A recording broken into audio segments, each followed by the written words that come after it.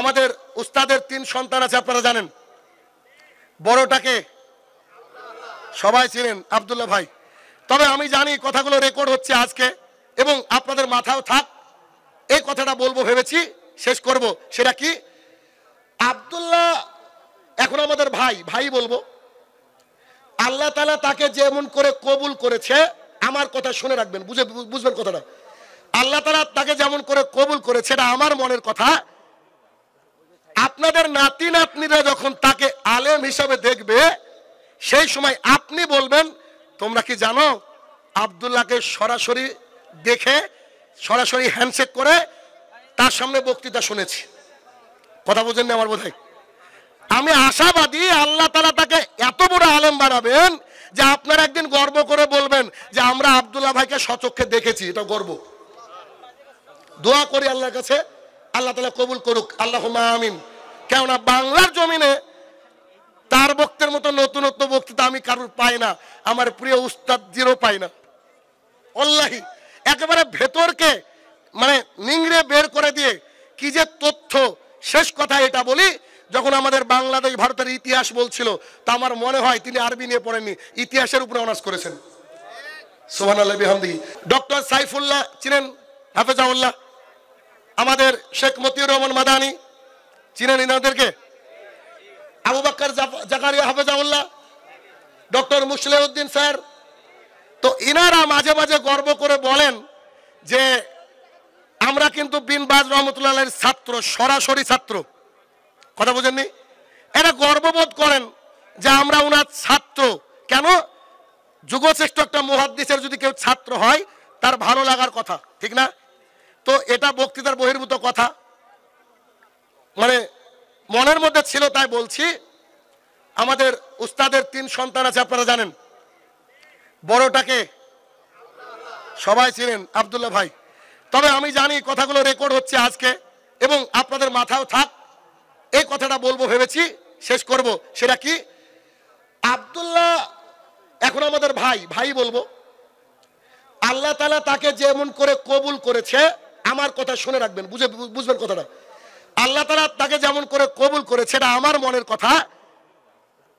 আপনাদের নাতি নাতনিরা যখন তাকে আলেম হিসাবে দেখবে, সেই সময় আপনি বলবেন, তোমরা কি জানো আব্দুল্লাহকে সরাসরি দেখে, সরাসরি হ্যান্ডশেক করে তার সামনে বক্তৃতা শুনেছি। কথা বুঝেন না আমার বোধহয়? আমি আশাবাদী আল্লাহ তাআলা তাকে এত বড় আলেম বানাবেন যে আপনারা একদিন গর্ব করে বলবেন যে আমরা আব্দুল্লাহ ভাইকে সচক্ষে দেখেছি। এটা গর্ব। দোয়া করি আল্লাহর কাছে, আল্লাহ তাআলা কবুল করুক, আল্লাহুম্মা আমিন। কেননা বাংলার জমিনে তার বক্তের মতো নতুনত্ব বক্তৃতা আমি কারোর পাই না, আমার প্রিয় উস্তাদজিরও পাই না। আল্লাহি একেবারে ভেতরকে মানে নিংড়ে বের করে দিয়ে কি যে তথ্য। শেষ কথা এটা বলি, যখন আমাদের বাংলাদেশ ভারতের ইতিহাস বলছিল, তা আমার মনে হয় তিনি আরবি নিয়ে পড়েননি, ইতিহাসের উপরে অনার্স করেছেন। সুবহানাল্লাহ বিহামদিহি। হে আমার প্রতিপালক, আমরা যেন আল্লাহর জমিনে আল্লাহর দিনকে, তোমার দিনকে প্রতিষ্ঠা করতে পারি, আল্লাহ তুমি সেই তৌফিক আদা করো, আল্লাহুম্মা আমিন। প্রথমের দিকে যারা ইসলাম গ্রহণ করেছেন, 6 নম্বরে মেবি 6 নম্বরে ইসলাম গ্রহণ করেছেন, তো তিনি একমাত্র সাহাবী ইসলাম গ্রহণ করার পরে প্রকাশ্যে ঘোষণা করেছে যে আমি ইসলাম গ্রহণ করেছি। প্রকাশ্যে। তিনি তরবারি তৈরি করতেন, তরবারি, কামারের কাজ করতেন, তরবারি তৈরি করতেন। তিনি যখন দিন ইসলাম গ্রহণ করলেন, শিবা নামের একজন ব্যক্তি, তার মা তাকে পাঠালো, যাও ওই বাড়িতে, সে নাকি ধর্মত্যাগ করেছে। তো তিনি এসে তাকে এত মারলেন, গোটা একটা গ্রুপ ইয়াং ছেলেকে নিয়ে এসে লাথি কিল ঘুষি মারতে মারতে বেহুশ করে দিয়েছে। খাব্বাব রাদিয়াল্লাহু তাআলা কে এত মার মেরেছে, তিনি বেহুশ হয়ে গিয়েছে। এরপরে তিনি আবার সুস্থ হয়ে আল্লাহ রাসূলের কাছে গিয়েছে। যাওয়ার পরে বলছে, আল্লাহ রাসূল, আমি দিন ইসলাম গ্রহণ করেছি, কাবার মধ্যে আমি চিৎকার দিয়ে বলেছি আমি কাউকে কেয়ার করি না। একটা টিম তৈরি করালো তার বিরুদ্ধে, যে খাব্বাবকে এমন অত্যাচার শুরু করো, অত্যাচারের কারণে যেন দিন ইসলামকে ত্যাগ করে। খাব্বাব রাদিয়াল্লাহু তাআলা তিনি বসে আছেন, তাকে ঘিরে নিয়েছে একটা গ্রুপ, এসে বলছে তুমি কি দিন ইসলাম ছাড়বা? আব্দুল্লাহর বেটার ধর্ম কি ছাড়বা? সে বলছে কোশ্চিন কালে নয়, জীবন চলে যাবে, আল্লাহ রসুলের দিনকে আমি ছাড়বো না। লোহার এরকম এই যে রড, এরকম লোহার রড, এরকম লোহার রড আগুনের মধ্যে পোড়ানো হয়েছে। পোড়ানোর পর তার পিঠে ছ্যাঁক দেওয়া হয়েছে। ছ্যাঁক বুঝেন তো, পিঠের উপরে ঠেসে ধরা হয়েছে। অজ্ঞান হয়ে গিয়েছেন তিনি তাও দিন ইসলাম থেকে পিছপা হননি।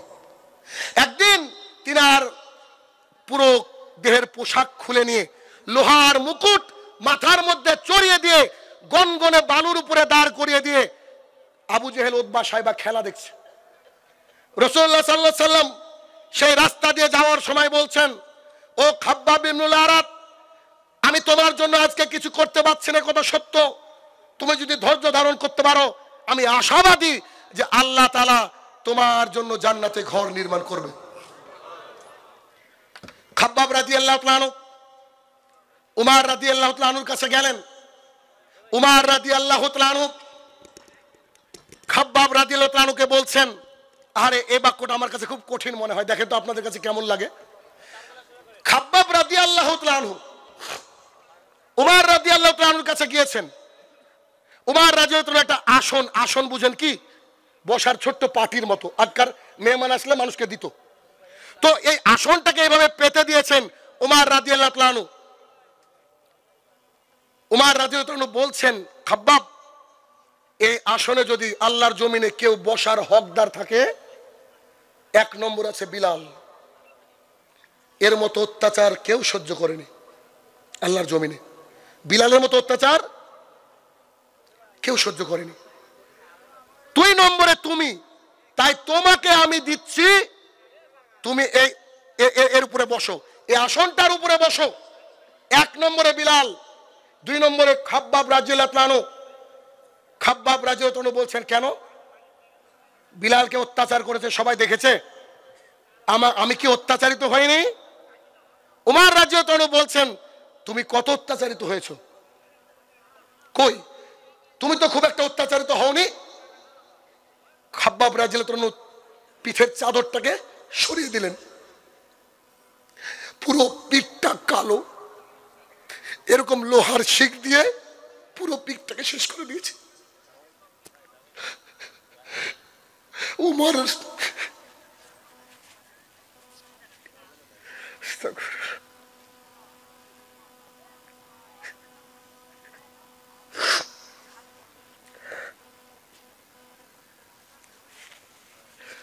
উমর রাদিয়াল্লাহু তাআলা কাঁদতে শুরু করলেন যে দিন ইসলামের জন্য মানুষ এত কষ্ট সহ্য করে,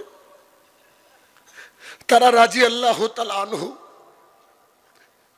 আল্লাহ যাদের উপরে রাজি হয়ে গেছে, আজকে এত হাজার হাজার লোকের মধ্যে আমরা কেউ রাদিয়াল্লাহু তাআলা আনহু না, কিন্তু আমাদের অন্তর ইসলামের জন্য না। উমর রাদিয়াল্লাহু তাআলা তাকে দেখে কান্নায় ভেঙে পড়লেন, এত মার মেরেছে তোমাকে, আমি তো জানতাম না, এত অত্যাচার সহ্য করেছো তুমি ইসলামের জন্য। শুরুতে বলেছিলাম আজকে বিবেকের ট্রিটমেন্ট করব, ভেতরটা যদি নষ্ট হয়ে না যায়, নিজের জীবনকে সাহাবীর মতো ঢেলে সাজান, সাহাবীর মতো ঢেলে সাজাতে হবে নিজের জীবনকে। আল্লাহ আমাদেরকে ক্ষমা করুক, আল্লাহুম্মা আমিন। খাব্বাব ইবনুল আরাত রাদিয়াল্লাহু তাআলা আনহু রাসূল সাল্লাল্লাহু আলাইহি ওয়াসাল্লামকে খুঁজতে খুঁজতে গেলেন, এত অত্যাচার সহ্য হয় না। তিনি বলছেন, আমি রাসূল সাল্লাল্লাহু আলাইহি ওয়াসাল্লামকে দেখলাম কাবার নিচে একটু ছায়া হয়, ওই ছায়ায় একটা কিছু ভাঁজ করে মাথায় দিয়ে শুয়ে আছেন। খাব্বাব ইবনুল আরাত রাদিয়াল্লাহু তাআলা বলছেন, আল্লাহ রাসূল, কতদিন এই অত্যাচার সহ্য করব? আল্লাহ কি যুদ্ধের অনুমতি দেয়নি? তখন রাসূল সাল্লাল্লাহু আলাইহি ওয়াসাল্লামের মুখটা লাল হয়ে গেল। রাসূল সাল্লাল্লাহু আলাইহি ওয়াসাল্লাম বলছে, তোমরা কি জানো, খাব্বাব ইবনুল আরাত, তুমি কি জানো, তোমার আগের জামানায় এমন বাদশা ছিল, শুধুমাত্র লা ইলাহা ইল্লাল্লাহ বলার কারণে মানুষকে দু আলাদা করে দিত, করাত দিয়ে ফেলে দিত। তোমার আগের জামানায় এমন এক বাদশা ছিল, যারা লা ইলাহা ইল্লাল্লাহ বলে এক আল্লাহর ইবাদত করে এই কথাটা বললে তাদের শরীর থেকে লোহার চিরুনি দিয়ে সমস্ত গোস্তকে তুলে ফেলা হতো। তোমার উপরে এরকম অত্যাচার এসেছে খাব্বাব? তো বলছে, না না, আমার উপরে এত অত্যাচার আসেনি। বলছে, তুমি যুদ্ধের জন্য এসেছো? আল্লাহ রাসূল আমাকে ক্ষমা করেন, না আমার দরকার নেই, আমার দরকার নেই, অত্যাচার করুক। ইমান দেখেন, ইমান। এত কষ্টে থাকার পরেও তিনার ইমানটা কি ছিল বলেন? আপনার আমার ইমানের খোঁজ কদ্দুর বলেন এবার? আপনার আমার বিবেক কোথায়?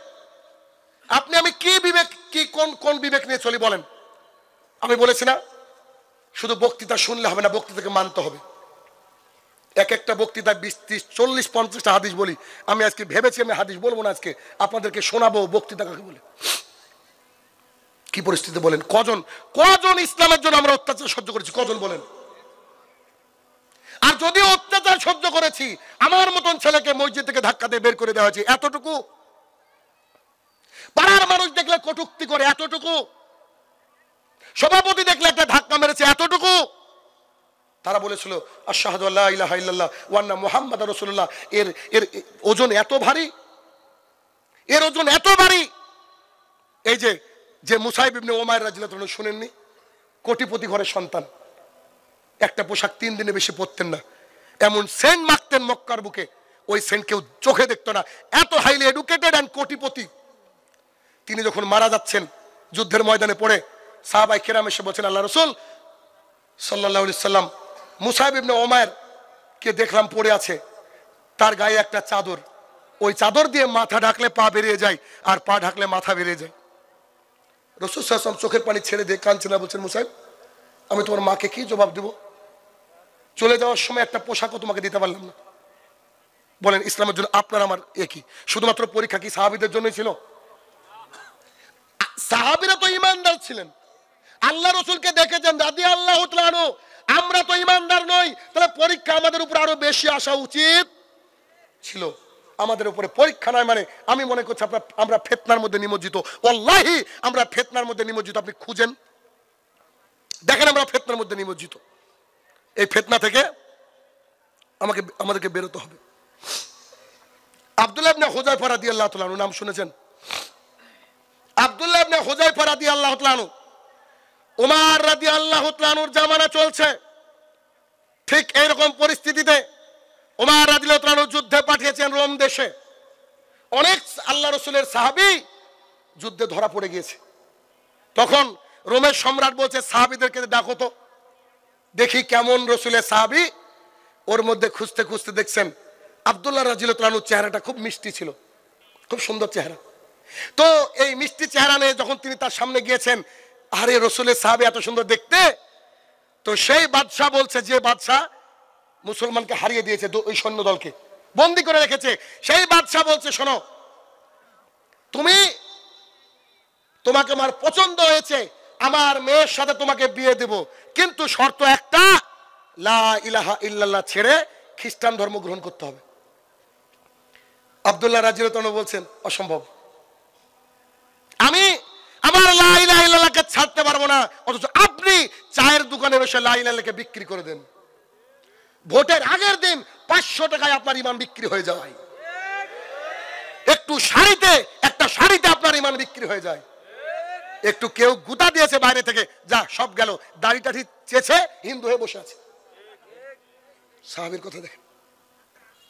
আব্দুল্লাহ রাদিয়াল্লাহু তাআলা আনহু বলছেন কখনোই নয়। তখন বাদশা বলছেন আমার মেয়ের সাথে তো বিয়ে দিব, আমার মেয়ে খুবই সুন্দরী, আর আমি তোমাকে আমার সম্পদের অনেকটা দান করব, প্রায় অর্ধেকটা দান করব, বলো তোমার মতামত কি?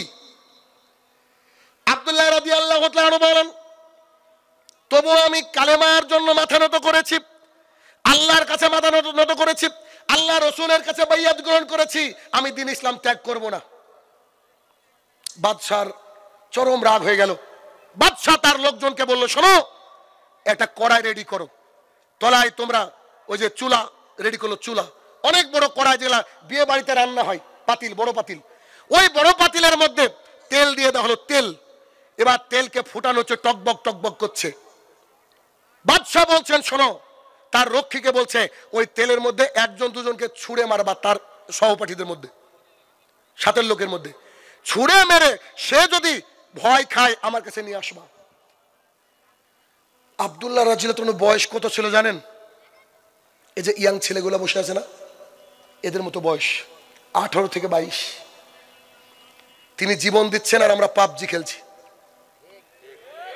তিনি জীবন দিচ্ছেন আমরা মহিলাদের পিছনে, তিনি জীবন দিচ্ছেন আমরা ইয়াবা সেবনে ব্যস্ত। আরে ইস, পরিত্রাণ পাবেন কি করে গো? ওখান থেকে গেলে তো আর রিটার্ন আসা যায় না। আব্দুল্লাহ রাদিয়াল্লাহু তাআলা দাঁড়িয়ে আছেন, তিনার সামনে দুজন ব্যক্তিকে তেলের কড়াইয়ের মধ্যে দিয়ে দেওয়া হলো। একটু নড়লো তারা, গোস্তগুলো আলাদা হয়ে গেল, হাড়গুলা ভেসে ওঠে চোখের সামনে। আব্দুল্লাহ রাদিয়াল্লাহু তাআলা অঝরে কাঁদতে শুরু করলেন। তার দেহরক্ষীরা তাকে ধরে নিয়ে গিয়ে বলছে, বাদশাহ মনটা নরম হয়েছে বেচারা, মরতে দেখলে কার না মনটা নরম হয়ে যায়। তখন তিনি বললে, আচ্ছা তাহলে তুমি আমার মেয়ের সাথে বিয়ে করতে রাজি? তো বলছে, না তো। তাহলে তুমি কান্না করছিলে কেন? বলছে, আসলে আমি কান্না করছিলাম এই জন্য, আমি আল্লাহকে মনে মনে বলছিলাম, আল্লাহ বয়স তো বেশি হয়নি, 20-22 বছরের যুবক আমি, এত তাড়াতাড়ি তোমার জন্য জীবনটা দিয়ে দেব? যদি মরতে হয় তোমার রাস্তায় মরবো, আল্লাহ তুমি আমার একটা দোয়া কবুল করো, আমার দেহে যতগুলা পশম রয়েছে প্রত্যেকটা পশমের বিনিময়ে এক একটা আব্দুল্লাহ তৈরি করে দাও, প্রত্যেকটা আব্দুল্লাহ তোমার দিনকে রক্ষা করার জন্য মৃত্যুর কোলে ঢলে পড়বে।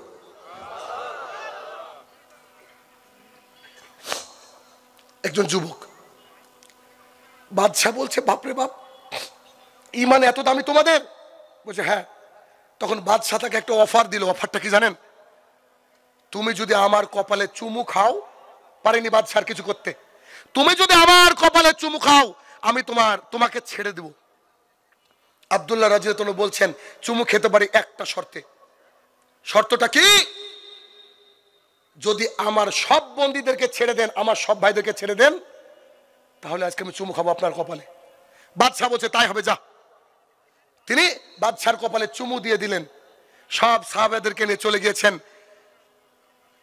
উমর রাদিয়াল্লাহু তাআলার কাছে গিয়ে পুরো ঘটনা শোনাচ্ছেন। উমরকে বলছেন, এই ঘটনা ঘটেছিল। উমর রাদিয়াল্লাহু তাআলা তাকে ডাকলেন, কপালে একটা চুমু খেলেন। কে চুমু খেলেন? আপনি কি বুঝতে পারছেন উমরকে? আল্লাহ রসুলের পরে কেউ যদি নবী হতো তাহলে তিনি। উমর কে জানেন? যে রাস্তা দিয়ে হাঁটে ওই রাস্তা দিয়ে শয়তান থাকে না। উমর কে জানেন? আল্লাহ রসুলের পাশে শুয়ে আছে আজকেও। তিনি একজন সাহাবীর কপালে চুমু খাচ্ছেন। তিনি খাওয়ার পরে সমস্ত সাহাবীদেরকে ডাক দিয়ে বলছে, সাহাবীরা তোমাদের প্রত্যেকের উচিত আমার এই আব্দুল্লাহর কপালে একটা করে চুমু খাও। অনেক তো ইয়াং যুবক ভাইরা রয়েছেন, বলেন কি বুঝলেন আমার বক্তৃতা থেকে? কি পরিবর্তন হবে? আমি জানি আপনাদের পরিবর্তন অনেকেরই হয়তো হবে না, তবে আল্লাহর কাছে দোয়া করে আপনারা পরিবর্তন হন। এতটুকুই। আমি আসলে 15 তারিখে বাড়ি চলে যাওয়ার কথা ছিল। এই ভাই আমাকে আটকে দিয়েছে, আমাদের বাবু ভাই। কারণ আমার ভালো লাগে না আপনাদের বাংলাদেশে বক্তৃতা দিতে। আজকে 1 মাস 5 দিন হয়ে গেল আমার বাড়ি থেকে আসা। আজকে ভোরের ট্রেনে ইনশাল্লাহ দেশে ফিরবো। কেন জানেন? আপনাদের বাংলাদেশের মানুষ হুজুগে বেশি, মানে আমলি বক্তৃতা শুনে না। আমি একজনকে গালি দিচ্ছি, ও আমাকে গালি দিচ্ছে, মনে হচ্ছে আমরা জিতে গেছি। আরে সেও তো আমার মুসলমান ভাই, তাই না? তাকে আমরা শুধরানোর চেষ্টা করব। এই গুতাগুতিতে ইসলামটা একেবারে শেষ হয়ে গেছে, কারোর সামনে আর মুখ পাওয়া যায় না। সবচেয়ে নন্দিত জাতি আজকে নিন্দিত গন্তব্যে। এত উঁচু একটা জাতি আজকে আমরা রসাতলে চলে গেছি, একেবারে শেষে। আমাদের বিবেকটাকে জাগানোর জন্য কাজ করতে হবে, বিবেকটাকে। দেখেন আমরা এখানে যারা বসে আছি প্রায় সবাই আমরা যে কত অকৃতজ্ঞ। আল্লাহ সুবহানাহু ওয়া তাআলা কোরআনুল কারীমের মধ্যে বলেছে, আমার প্রায় বান্দারা অকৃতজ্ঞ। দেখবেন আমি শায়নুর রহমান অকৃতজ্ঞ, আমি নাহি বক্তৃতা দিচ্ছি। আজকে শত শত মানুষ যারা নারীরা প্রায় আমরা অকৃতজ্ঞ। নারীদের কথা মাথায় চলে আসলো, একটা কথা না বললে নয়। নারীদের ঈমান কি দেখেন? রাসূলুল্লাহ সাল্লাল্লাহু আলাইহি ওয়াসাল্লাম উহুদের যুদ্ধে রাসূলুল্লাহ সাল্লাল্লাহু আলাইহি ওয়াসাল্লামের সাহাবী অনেকে ইন্তেকাল করেছেন উহুদের যুদ্ধে। একজন সাহাবী আল্লাহ রাসূলের মতো দেখতে ছিলেন, আল্লাহ রাসূলের মতো, তিনি মারা গিয়েছেন। এলাকায় চারিদিকে সংবাদ যে রাসূল সাল্লাল্লাহু আলাইহি ওয়াসাল্লাম মারা গিয়েছেন। একজন মহিলা বাড়ির থেকে দৌড়ে চলে আসছে। দৌড়ে আসার সময় সে একজন সাহাবীকে জিজ্ঞাসা করছে, আল্লাহ রাসূল কেমন আছে? একজন মহিলা তো বলছে যে আল্লাহ রসুল কেমন আছে, মানে তুমি কি জানো তোমার আব্বাকে শহীদ করে দেওয়া হয়েছে। মেয়েকে কি শোনাচ্ছে, তোমার আব্বাকে শহীদ করে দেওয়া হয়েছে। তখন মহিলাটা চিৎকার দিয়ে বলছে রসুল কেমন আছে। আরো একজন সাহাবী এসে বলছেন তোমার ভাইকে শহীদ করে দেওয়া হয়েছে। আরো একজন সাহাবী এসে বলছে মহিলা শোনো, তোমার স্বামীকে শহীদ করে দেওয়া হয়েছে। তিনজন, তার পৃথিবীতে আর কেউ নাই, স্বামী, ভাই আর বাবা চলে গেছে, কেউ নাই তার এই জমিনে তাকে দেখভাল করার। মহিলাটা চিৎকার দিয়ে বলছে আমি তোমাদেরকে জিজ্ঞাসা করছি আমার রসুল কেমন আছে, তোমরা বলছো ভাই মরেছে, বাপ মরেছে, আমি বলছি আল্লাহ রসুল কেমন আছে। তো একজন সাহাবী বলছে আল্লাহ রসুল সুস্থ আছেন, ভালো আছেন। মহিলা বলছে আলহামদুলিল্লাহ। তিনার কেউ নেই, তিনি বলছেন কি আলহামদুলিল্লাহ। কেন বলেছেন? আল্লাহ রসুল জীবিত আছে, রসুলের প্রতি ভালোবাসা, বুঝতে পেরেছেন? আরে কি পরিস্থিতি, কি পরিস্থিতি। ঘটনা বলি না সাধারণত, কিন্তু একজন ব্যক্তির কথা মাথায় আসলো, আপনাকে একটু বলি, দেখি বিবেকটা আপনার নাড়া দেয় কিনা। আমেরিকার একজন মানুষ 70 বছর বয়স। কার বয়স এখানে 70? এখানে কার 70? হাত তোলেন তো। ওই যে এক চাচা, সব পেকে গেছে, দেখেন চুল দাড়ি সব পেকে গেছে। আচ্ছা হাত নামান। 70 বছরের একজন মানুষ, কোটিপতি মানুষ, অনেক টাকার মানুষ। তিনার ওপেন হার্ট সার্জারি হচ্ছে আমেরিকার একটা বিখ্যাত হসপিটালে, নার্সিং হোমে, বিখ্যাত হসপিটালে। তো ডাক্তার বলেছে প্রচুর টাকা লাগবে এবং এই অপারেশন করতে গিয়ে 98% আপনি মারা যাবেন। আপনি যদি বন্ডে সই করেন দেন আই উইল ডু, আমি কাজ করব। তখন ডাক্তারকে বলছে যে কোনো মূল্যে আপনি আমাকে বাঁচান। অপারেশন সাকসেসফুল, আলহামদুলিল্লাহ।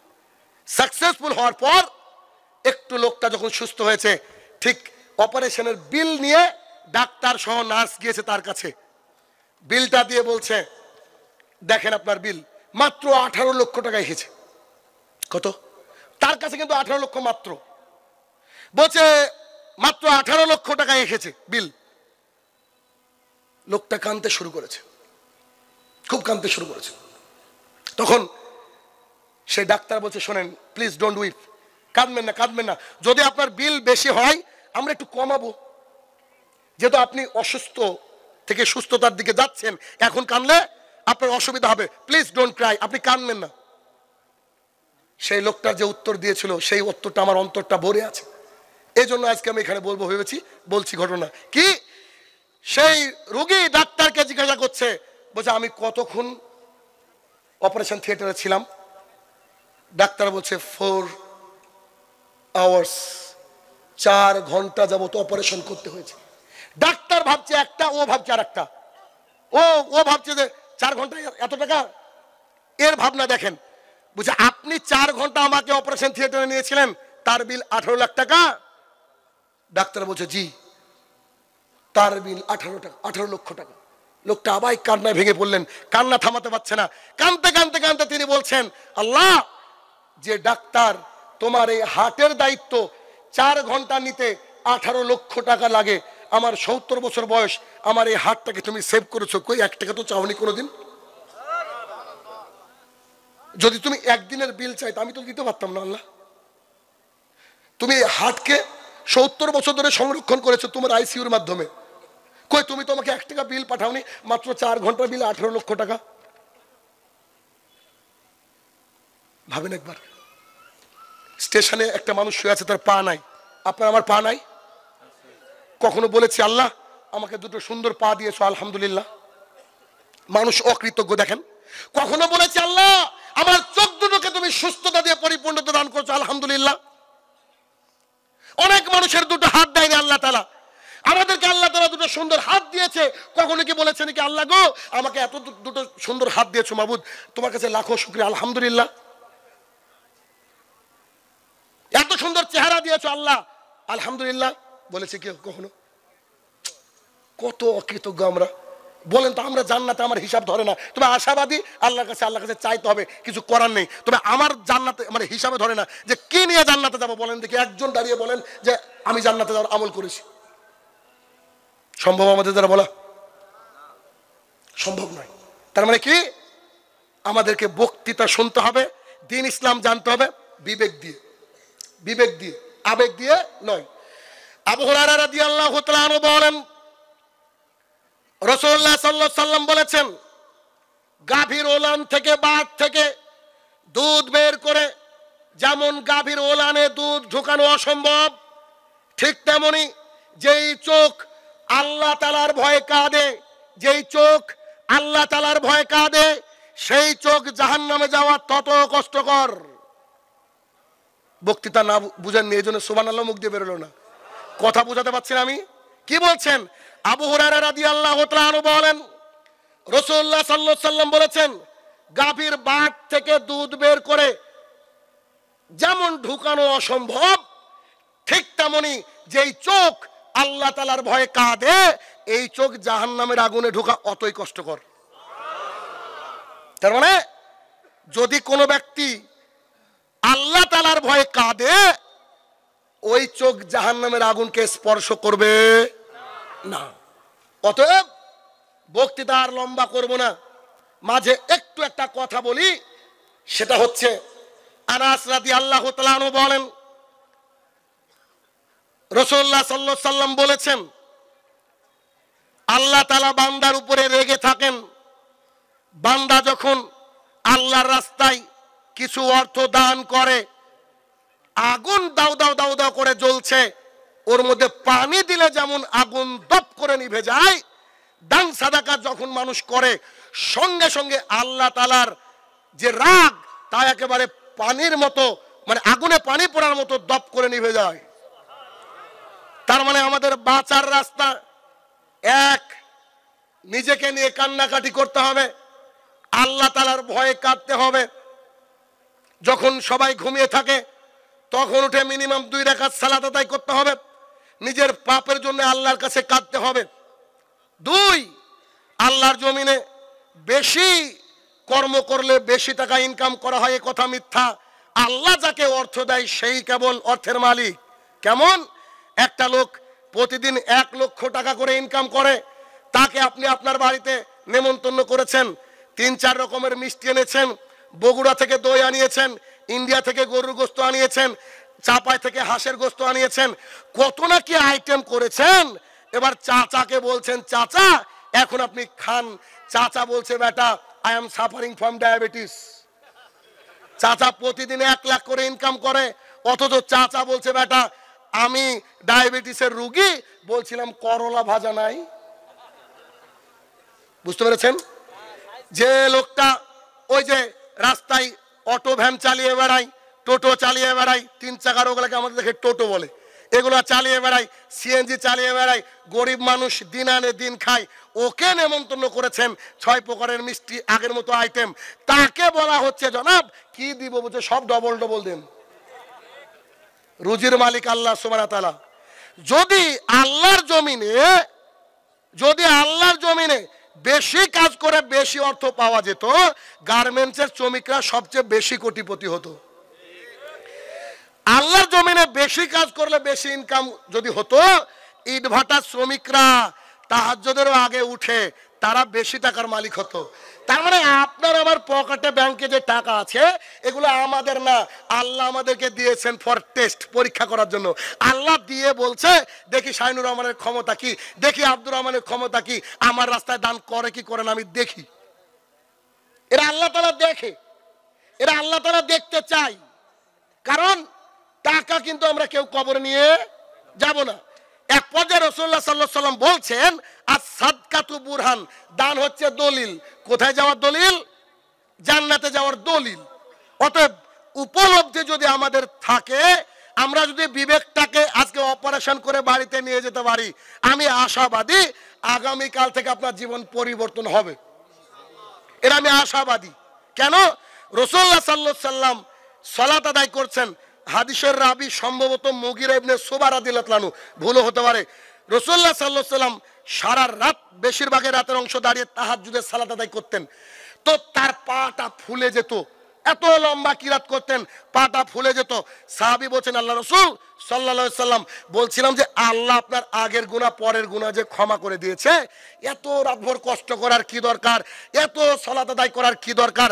তখন মুহাম্মদ সাল্লাল্লাহু আলাইহি ওয়াসাল্লাম বলছেন, শোনো মুগিরা ইবনে শুবা, আরে আমি আল্লাহর বান্দা, আমি আল্লাহর দাস, আমি তো কৃতজ্ঞতা প্রকাশ করতে পারি। যার আগের গুনাহ মাফ, পেছনের গুনাহ মাফ, তিনি কি বলছেন? তিনি একদিনও তাহাজ্জুদ ছাড়ে না। বলেন বেড়া পাবনা বা আশপাশে কার আগের গুনাহ মাফ আছে?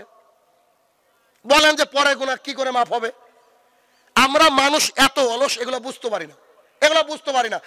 আবু হুরায়রা রাদিয়াল্লাহু তাআলা আনহু বলেন, রাসূলুল্লাহ সাল্লাল্লাহু আলাইহি ওয়াসাল্লাম বলেছেন, আমি প্রতিদিন মিনিমাম কমপক্ষে 70 বার আল্লাহকে বলি আস্তাগফিরুল্লাহ ওয়া আতুবু ইলাইহি, অথবা আস্তাগফিরুল্লাহাল্লাযী লা ইলাহা ইল্লা হুয়াল হাইয়ুল কাইয়ুম ওয়া আতুবু ইলাইহি। আমি 70 বারের উপরে তওবা ইস্তেগফার করি।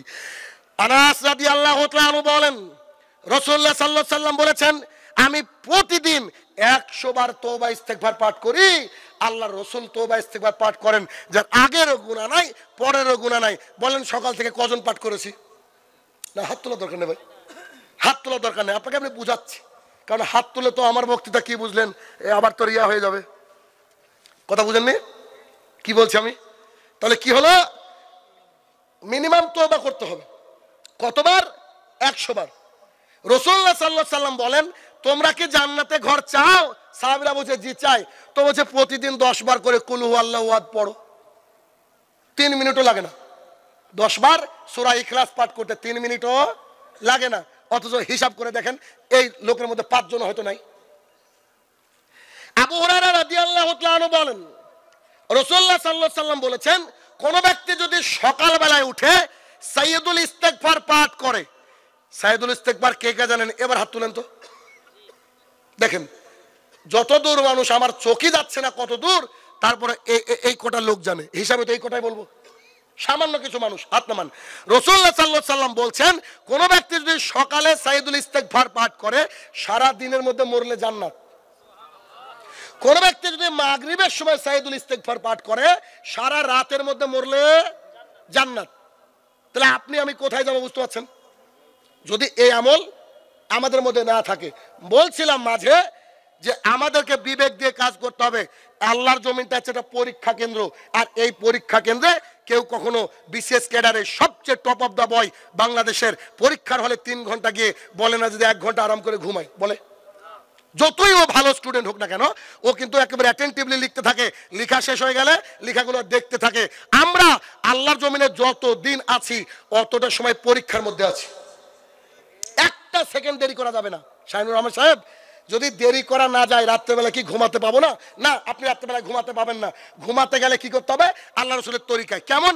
আবু হুরায়রা রাদিয়াল্লাহু তাআলা আনহু বলেন, রাসূলুল্লাহ সাল্লাল্লাহু আলাইহি ওয়াসাল্লাম বলেছেন, কোন ব্যক্তি যদি